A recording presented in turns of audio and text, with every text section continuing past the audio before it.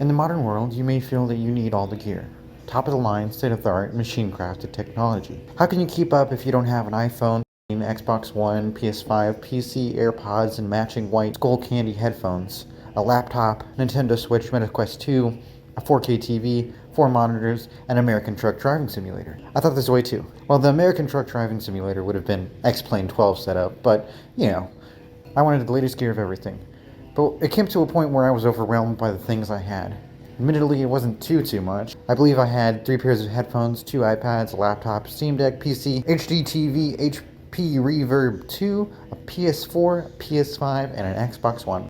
Saying all that makes it feel like a lot. On a semi-related note, I'm the type of person to panic when there's clutter. I may be a little on the extreme side. Not in my eyes, though.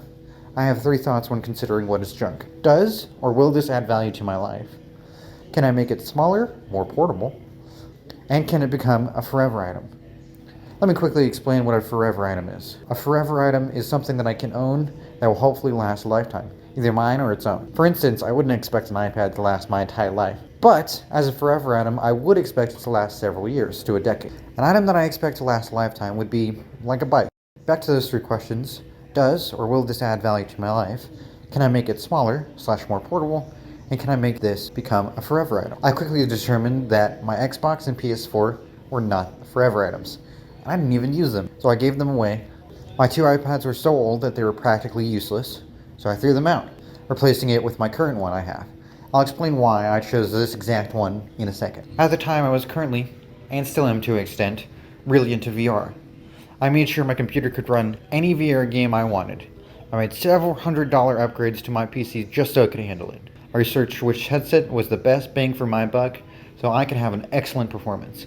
The HP Reverb 2 sat at $400 with screens that competed with the $1,000 Valve Index. Its controls would stay visible behind the headset, and it was super lightweight, making playtime more bearable. That's why I stuck with my PC and headset for so long. I needed my PC for my headset. I decided that yes, I'd like to play anywhere, but in this current setup, I was very limited. I was stuck on keeping both my headset and my computer. After I sunk a combined total of nearly $2,000 in this contraption, I bought a cart, put my PC on that. I consider this my denial stage. I was trying to cling on for dear life, keep my PC and my headset. Eventually, I determined that I didn't have enough space to play anywhere on VR, and it took too much hassle to get working each time, so I sold it. Looking back, I would have bought a Quest 2. I might one day. Even though I sold the reason that I made my battle station, I was determined that it would live on. I enjoyed moving it to the living room or siblings' rooms on occasion. It felt like one of those LAN parties I always heard so much about. Eventually, I decided to move out of my parents' house and to my sister's parents' house. The cart couldn't make it, so now I'm back to square one with a stationary, bulky PC. I'm kind of a freak when it comes to minimization. Before I even had my headset, I wanted my desk, which I no longer have, to be completely spotless. I wanted it this way so that I could do projects. I determined that my monitor was junk. It took too much space and it couldn't move. But after some digging into super high-tech modern inventions that I originally thought were fake, I stumbled onto the $300 monitor glasses, the Nreal Airs. I believe it's called the X-Real Air now, but when I got it, it was an Nreal Air. It was advertised to be used with phones and iPads, but when combined with powered HDMI to C, I was able to use it as my own personal micro monitor. Eventually, I realized that my desk was a waste of space, so I moved to the cart. My lap was my new desk, and with this move, I needed a mouse that didn't require a surface to move. I determined a trackball was the right fit. I bought my Steam Deck on a whim. I was literally emailed that I was in the queue, and I bought it right then. It was most definitely an impulse buy. Luckily, it was to my benefit. It was literally a portable PC. Not as powerful as mine, but it could definitely stand beside mine. So I thought. Turns out I didn't end up using it. I just used my computer. So for Christmas, I gave it to my brother. That May, I bought it back. He didn't use it either. But this time, I had a few realizations and developed a plan. First, I don't play very intensive games. Second, I don't play many games, period. Third, visuals weren't my main priority. My glasses could only do HD. With this knowledge, I realized that the Steam Deck might be my gaming machine, especially for emulation, which was a new hobby I was picking up.